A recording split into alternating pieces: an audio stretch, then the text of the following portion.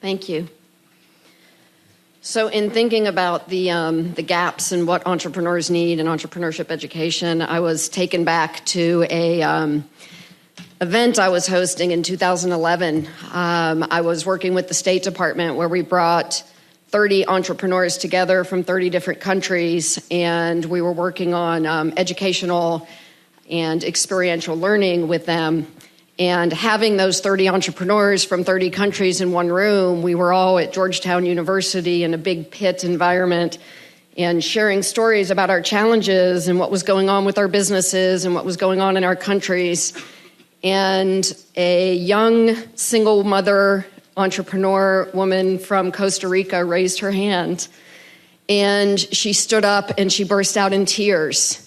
And she said, "For the first time in my life, I realize I'm not alone." And that, to me, is the thing entrepreneurs need most. They need to be surrounded by other entrepreneurs. They need to hear the stories. They need to compare the challenges.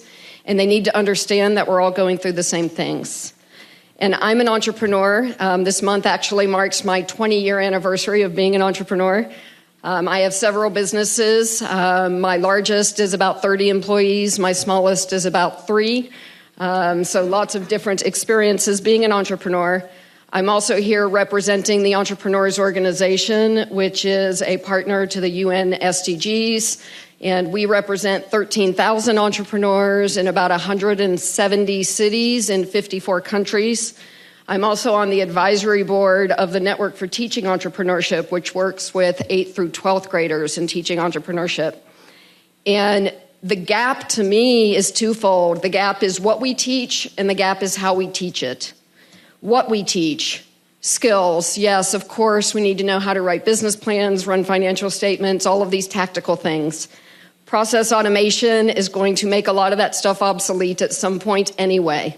So the skills we're teaching now, yes, they're important, but that's what computers are for. Let's focus more on the mindset.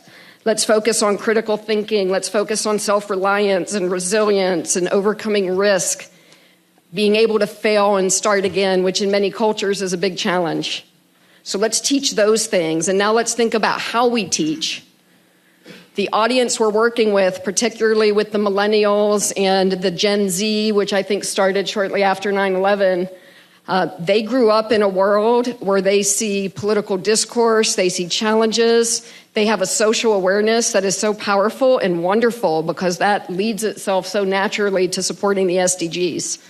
They also have huge impatience, lack of resilience, lack of being able to fail. So we need to figure out how to teach those children, how to teach the people who don't have an attention span of more than 4 seconds. Someone told me once in the web world that we need to get someone's attention because humans have the attention of a goldfish. So how do we teach them? And how do we make sure that our teachers are constantly staying relevant? Because I know people that have been teachers for 40 years and they're still teaching the same way and the same things they taught 40 years ago. That's like teaching people to build horse and buggies. That's not helpful today. So I know when I was teaching adjunct at Southern Methodist University, I would tell my students, everything I'm teaching you within 4 to 5 years, it was a technology class, I said, it's all going to be obsolete by the time you're in the workplace. But let me not teach you the facts and the skills. Let me teach you the questions to ask. Let me teach you how to think. But then back to the beginning of my story. In addition to all of the mindset, and that's all very important, what entrepreneurs need most is showing them how to build community of other entrepreneurs. Thank you.